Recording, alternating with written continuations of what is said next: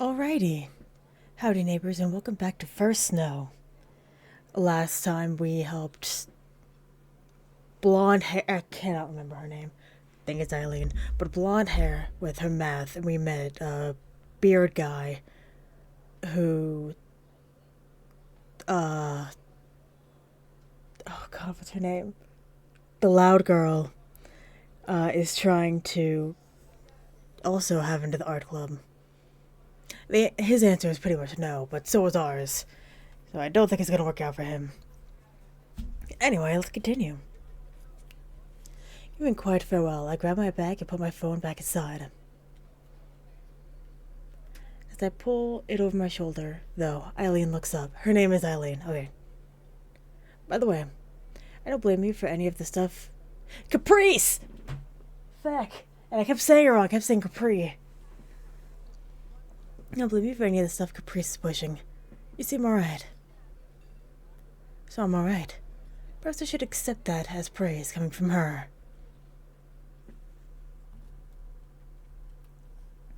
Glad for our meeting having on somewhat successful.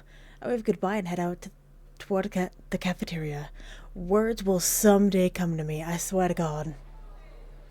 The cafeteria is a little less full than the library. There's stocks of food behind the counter, already running low on all the usual student favorites. With the line for food moving quickly, I decided to grab the last set of sandwiches and move on. Looking around, I noticed Caprice sipping her juice, an empty tray before her. She sure eats fast. Glad for the company either way. I walk over and take a seat at her table. Hi! Hey, Allie. Long time no see. We saw each other yesterday. How's everything going? How are your classes? Not too bad. It's all familiar enough right now. Not that everyone's doing as well as I am. As I unpack my sandwich to begin to nibble, my thoughts turn to the woman in the library. I feel a little sorry for her. Eileen's struggle reminded me that I have it easier than some at times. And there's the matter of her in the club. Putting my food back down, I decide to tackle this more directly than usual. If Eileen could be so direct with others, then so can I. I was thinking, you meant for me to meet Eileen last week, didn't you? She's fun, isn't she? Something like that. The painting of the girl in the water was really pretty. Yeah! She's really good, huh? And one of the other art club tried to grab her. About that, but more about Eileen. I'm not sure it's a good idea to be forcing people into this club. I know you're excited to get things started, but just because her art is good, doesn't mean she wants to be in a club. You sound like you're not really into it yourself. She's sharper than I give her credit for. No, you've been making it clear. Got off guard, I have to stop and think as she sips the last of her juice. It's like the sound as she makes sure to get every last drop does not help. I can't say I'm enthusiastic about this. Eileen's studying is exactly what I need to be doing, lest I waste my scholarship. On the other hand, Caprice is my only friend right now, and I do enjoy spending time with her. She puts down a drink with a satisfied breath. I know my answer. I could make time for it. Thanking God! Stand up for yourself, it's okay. She gives me a comically big sigh, missing my hesitation entirely. This ends up only being between a couple of us. Maybe it won't be too bad, as long as there's not a whole bunch of people getting invited. I want to do this for her sake as well, you know. Eileen looks kind of lonely all by herself in that room. I considered that Caprice was coming at it from that angle. It makes me think a little better of her. You are the only one, madam. What she says makes me reconsider Eileen's actions in another light as well. I wonder how much of her reluctance around this isn't due to Caprice herself, but rather her feeling used by the other club for her art. And that kind of talent makes you kind of envious though, right? Well, I just drew a bit of high school for fun. I don't think I could ever manage something beautiful like that. We keep chatting, but Caprice's earlier words stick firmly in my mind. We may meet every school day and talk quite a lot. At least she does. But I realize just how little I really know her in spite of that. Maybe spending more time together wouldn't be so bad after all.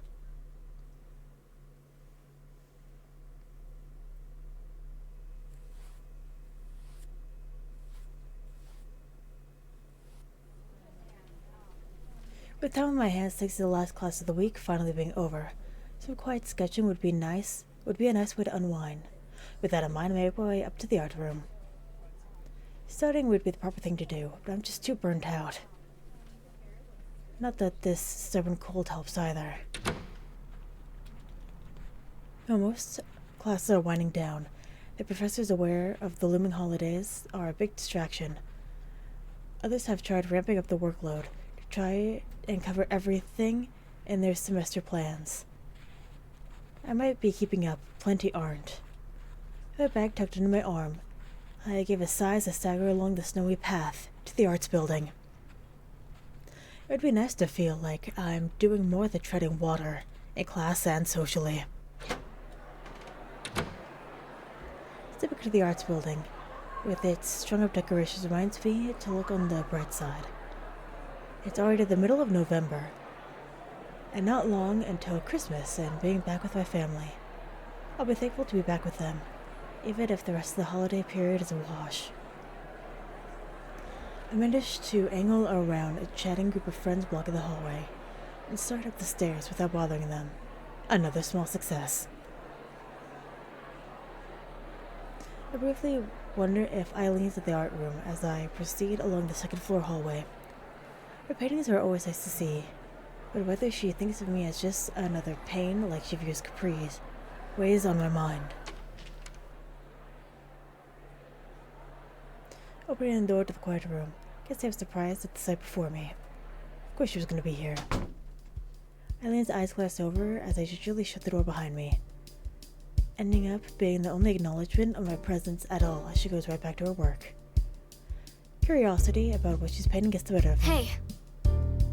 Is it okay if I watch? Sure. Go ahead. She doesn't bother to look at me as she says it, but doesn't sound reluctant either. So I scoot over and sit myself at the table as quietly as I can. Eileen's brush continues to flick to and fro as she works in the background. So Caprice is a no-show. She said she had to go do something with her roommates. Shoulders slump as she sighs, relieved. You really hate her that much. Believe me, if I hated her, you'd know. I'm glad to have so quiet. It's hard not to take that as a thinly veiled implication that I should be quiet as well. What? That's the man's name, Wallace. God. I swear to God, I've played this game. Names I'm just so bad with. Wallace might not be wrong that Eileen means well, but that doesn't make her any easier to talk to. Something on your mind? You're really good at this. It'd feel weird to say that I've been thinking about Eileen behind her back. What I said is true, though. I'm impressed she could carry on a conversation while working, and I like how her painting's turning out. Thanks. Thanks, been doing it for a while.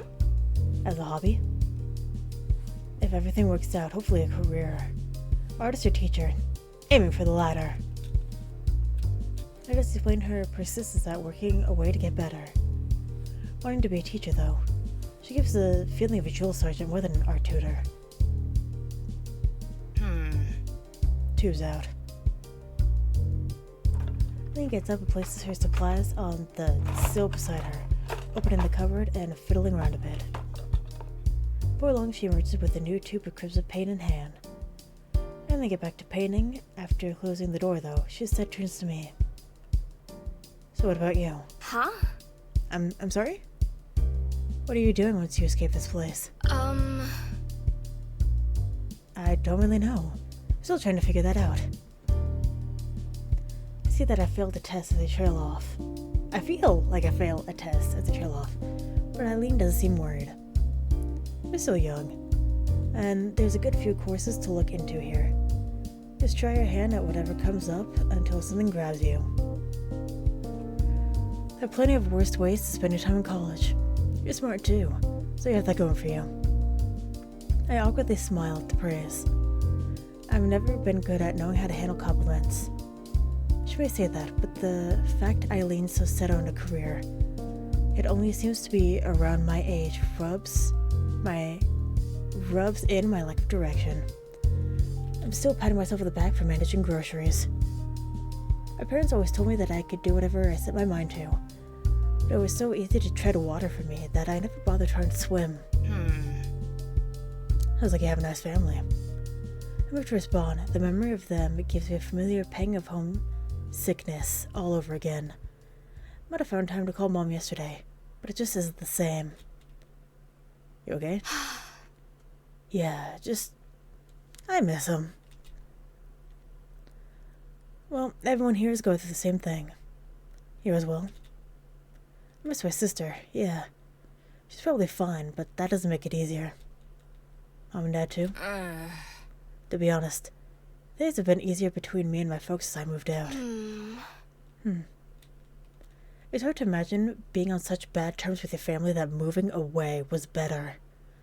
I was thinking about Christmas will be the chance to see them again, but Eileen doesn't seem particularly fussed about it at all. We meet to ponder. Eileen goes back to her painting. I get the feeling she wouldn't be this gracious to Caprice, so she seems to think a little better of me at least. She's lent me an ear. Not boring you, am I? No, not at all. I like watching you paint. She pauses a moment before continuing. I just leave for a second, but I sense the hesitation there. Did I say something wrong? A moment passes as soon as it arrived. Eileen's brush returned to the canvas. The other students appear to have left by now. The orange-stained room is silent save for her work. The building is just a little cold, but that's fine. As the minutes roll by, I end up watching her for a while as I swing my legs. I almost forgot I came here to actually draw, but that doesn't matter. Watching her painting slowly progress is more than enough. Sometimes that's how it is. You see someone else, like, I don't know, kind of like succeeding at something, and you're like, fuck yeah, I will watch you forever. Every so often she mixes up a dab of this paint and that on a wooden palette beside her. The side of a hip is traced out, the light bouncing off a waist shading, or a flowing strand of hair detailed with a fine tip.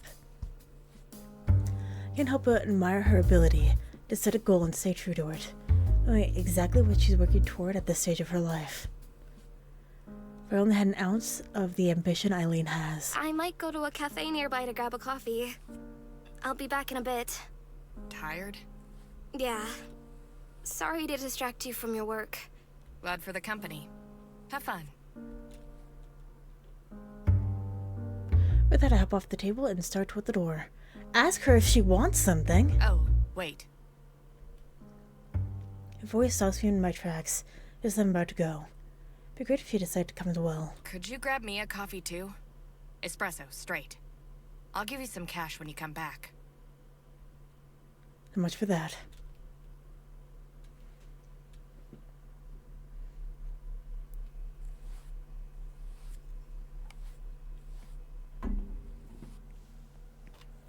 The cafeteria hums away as students talk amongst themselves, the room having mostly filled up by now. The thought briefly passed in my mind that winter must be great for business, given this being the closest place for cheap food during bad weather.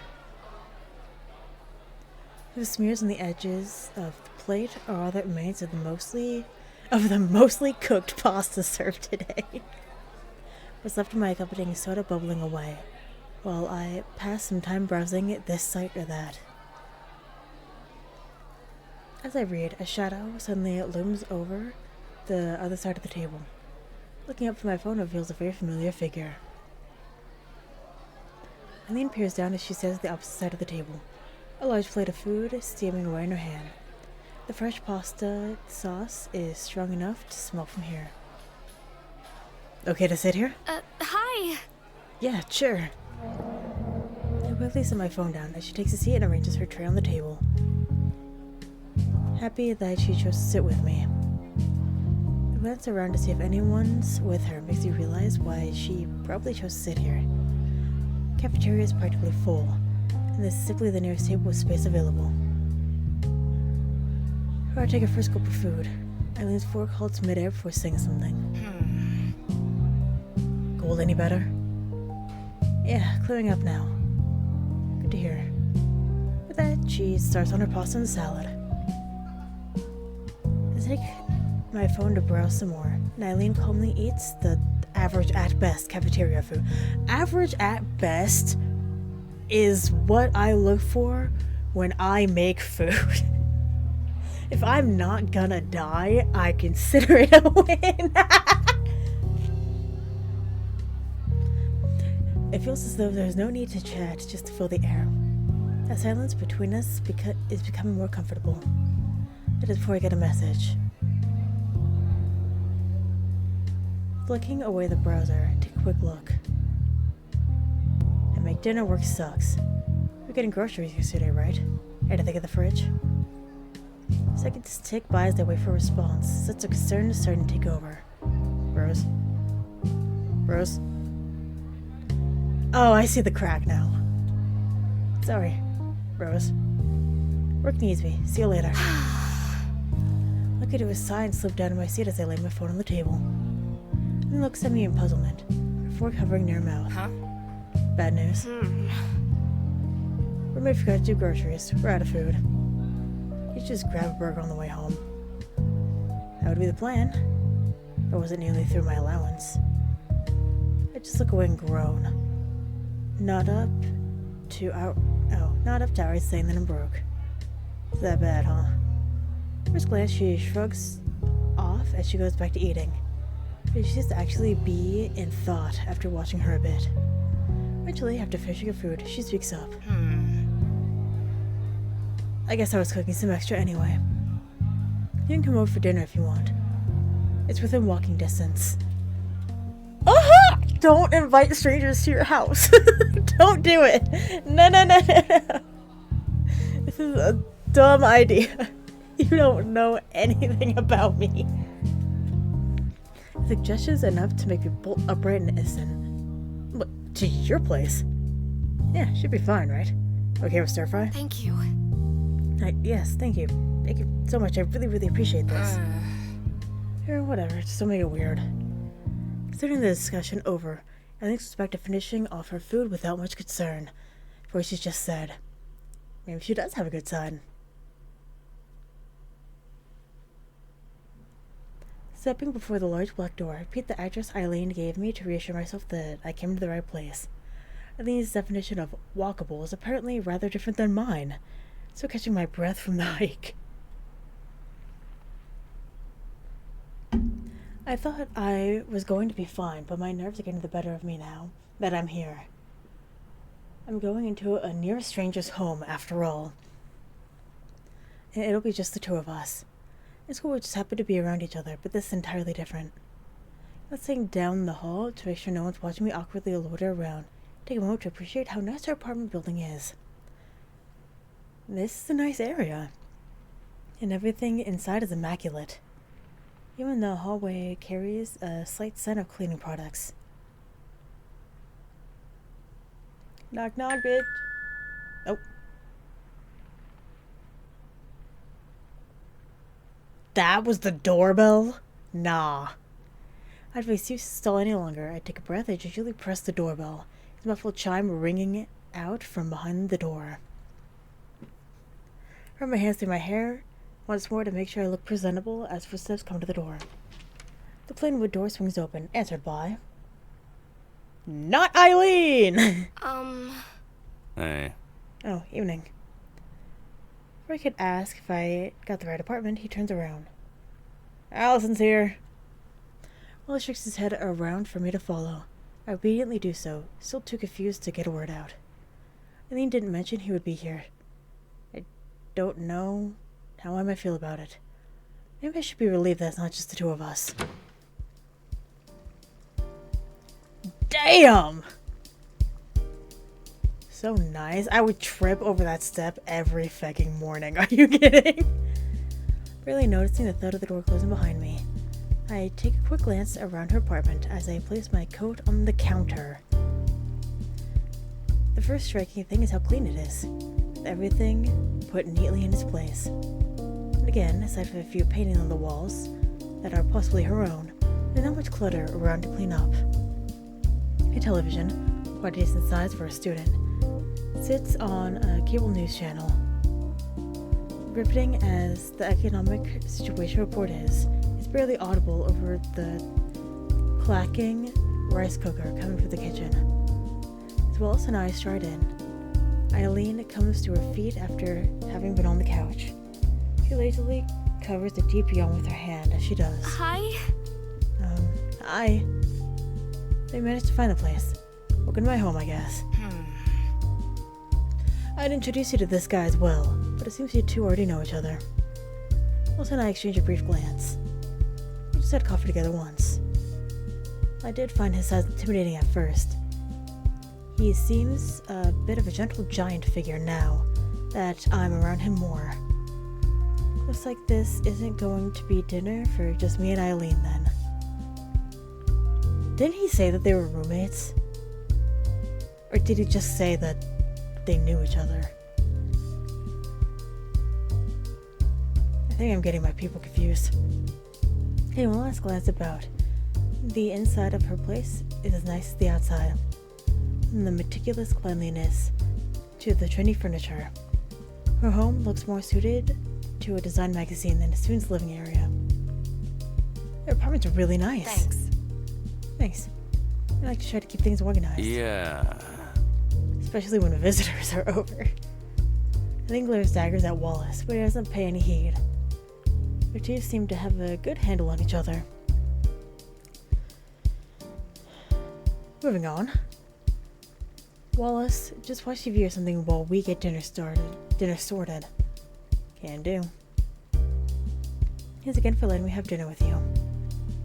Don't get too comfortable. I'm gonna make you work for your food. It made most for me to come over with her. The gesture was unnecessary given her commanding tone. Wallace gives a dreary glance as he follows his orders, and I quickly do the same.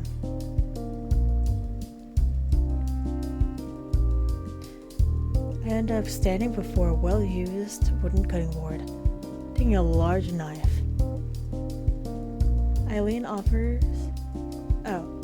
Oh my god!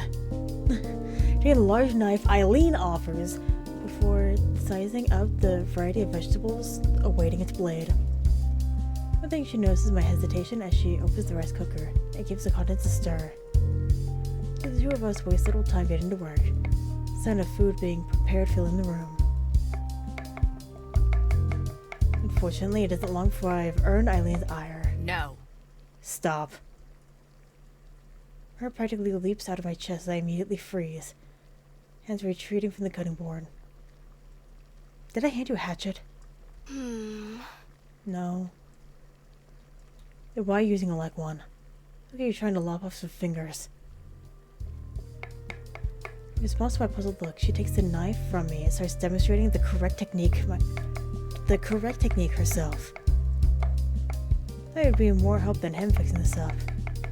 Look, curl your hand in next to where you want to cut, like this. Now use the knife like a lever, instead of wildly hacking away. We're making nice slow slices. That's a slasher B-movie scene. Okay. Right, I think I have it.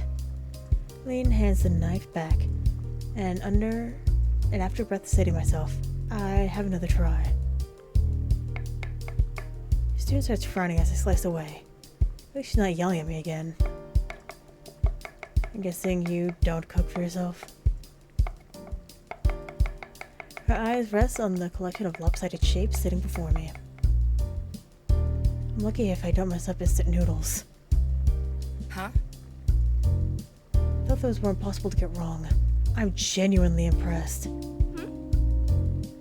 You do all your own cooking. Not like I have anyone else cook for me. Other than living off pizza and burgers, too. Well, Wallace, aren't you roommates? Nah, he just loafs around here sometimes. I try to get him to help, but he's no better than you are. I'm always feeding him and letting him crash on my couch. He even bugs me for free pictures for his writing.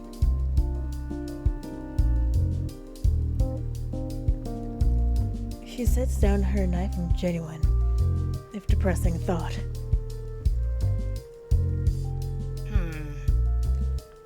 Maybe we should just become roommates.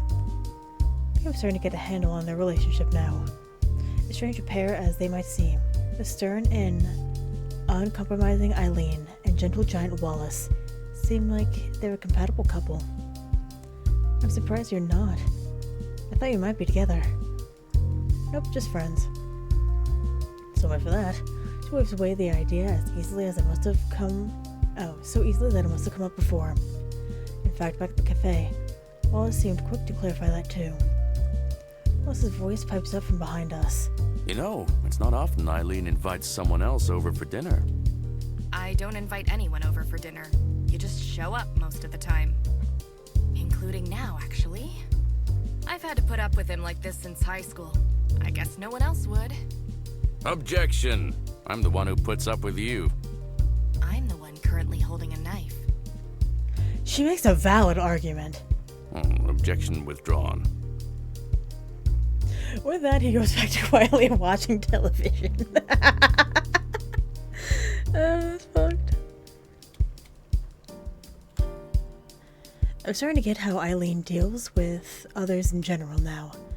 She simply has no filter when it comes to stating what she believes to be true. That could be a problem, just as much as shyness, though. Thinking back to when we met, the only reason I didn't write the episode with her off is Caprice and Wallace nudging me afterward. But here she is, looking after her friend and providing me with a meal. It took a while, but I'm glad I met her in the end. Perhaps that's why it's a little worrisome that she lives alone like this. You normally do all this without anyone to help? You don't need to say that like it's a bad thing. There's all sorts in the world. Some are better with people than others. Living alone suits me, and I can afford it. You know Caprice though, don't you? So you're not completely alone besides Wallace. Maybe I shouldn't have said that. Tell me, how did you and Caprice meet? We were sitting at the same table for a biology lecture, and she started passing me notes during class out of the blue. As we started talking afterwards, she didn't really stop. Oh. That's the way it goes with her. Once you get caught in her orbit, she doesn't let you go. Caprice isn't that bad. She's a sweet person, just high energy. She gives a non-committal grunt before getting on with her cooking. I do wish she'd give her a chance. Caprice does only mean the best for her. Moving away from that, can you grab the plates and glasses? These shouldn't take long to fry. Root beer, please. No. Water is healthier. Allison. Please save me from this woman. All I could do is give a wee smile. Much as I'd like to give him what he asked for, following Eileen's orders would probably be for the best. I haven't had root beer in a coon's age. With all of us well and truly full, we sat at the table to savor the meal we had. It was the best food I had in a while, since it was neither take-out nor cooked by Rose. Then we sent having sent a text message for her to pick up. All that's left is to run down the clock as the evening wears on. Looking around the apartment, I went to one of the paintings on the wall. Did you paint all of these? Yeah. They need to find something else to put up here, though. Huh? But why? They're really good. I appreciate the thought. All of them have dumb little mistakes, though.